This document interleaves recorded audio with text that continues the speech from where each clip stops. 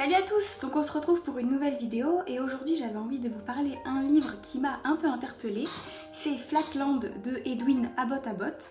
Donc c'est paru aux éditions Librio et c'est les éditions à 3 euros. Donc c'est un livre qui m'a énormément plu, que j'ai pu lire cet été et ça faisait quelques mois que je l'avais dans ma palle, peut-être même plusieurs années, un an ou deux, et donc il me tardait de le lire et je vous en parle aujourd'hui. Donc l'auteur Edwin Abbott Abbott est né en 1838 et il est mort en 1929. À la base, c'est un professeur et théologien, donc il étudie les religions anglais. Et à l'âge de 26 ans, il décide de démissionner de son poste de directeur d'un grand collège britannique qui s'appelle la City of London School. Donc c'est un collège de garçons qui a été créé en 1442, il me semble. Du coup, il décide de quitter son poste et de se consacrer donc à ses travaux d'écriture. Et un des livres qui a marqué cette époque-là, c'est Flatland. Qu'est-ce que c'est Flatland?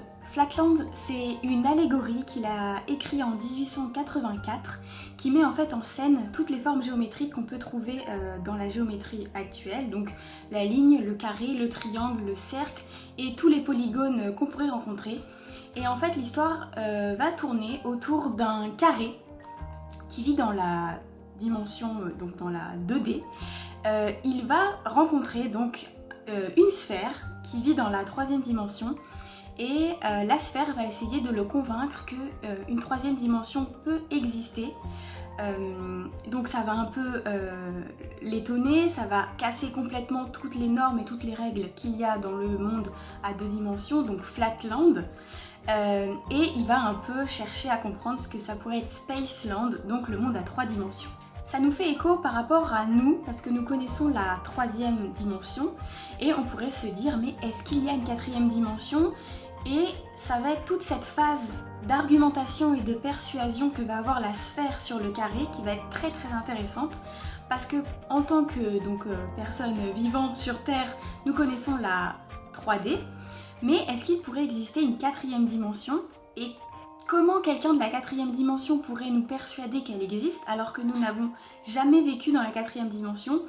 Et c'est vraiment toute cette argumentation qui est vraiment très complexe et qui est très bien faite par la sphère sur le carré, qui va permettre au carré de se développer, qui va faire que en fait le carré pensait savoir tout du monde et en fait il va se rendre compte qu'il ignorait une grande partie du savoir, et donc c'est ce passage de l'ignorance au savoir qui est merveilleux. Concernant l'histoire de Flatland, il y a bien évidemment un parallèle avec un aspect social et la hiérarchisation des statuts donc au cours de l'époque victorienne. Donc déjà Edwin Abbott Abbott est très intéressé et souhaite améliorer donc le statut des femmes. Donc comme je vous l'ai dit, chaque personne en fait a une forme géométrique dans ce monde-ci, et les femmes en fait sont les lignes, et les lignes sont les choses les plus inférieures dans la classification des formes géométriques, puisqu'on a la ligne, après on a tout ce qui est triangle, et un triangle isocèle va être inférieur à un triangle équilatéral, et un triangle scalène, donc qui a 3 côtés de taille différente, va être inférieur à un triangle isocèle, donc ça va faire scalène, isocèle, équilatéral. Les triangles équilatéraux vont être inférieurs aux carrés, les carrés aux pentagones, les pentagones aux hexagones, et les hexagones ensuite vont être inférieurs à tous les polygones qui ont plus de côtés qu'eux.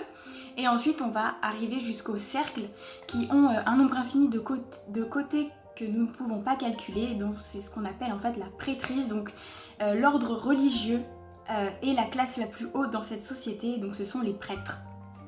Une particularité de Flatland, c'est que en fait chaque nouvel être vivant qui arrive dans ce monde en fait gagne un statut social par rapport à celui du père. Donc si un triangle équilatéral donne naissance à un enfant, il donnera naissance à un carré, et ce carré donnera naissance ensuite à un pentagone, et celui-là à un hexagone, et celui-là à un polygone avec plus de côtés que lui, pour arriver en fait petit à petit à un meilleur rang social et à gravir en fait les échelons de la société. Ce qui est intéressant de se rendre compte, c'est qu'en fait à l'époque, les femmes de l'époque d'Edwin Abbott n'ont pas compris l'ironie de son roman en fait. Elles n'ont pas compris que justement cet auteur critiquait leur statut.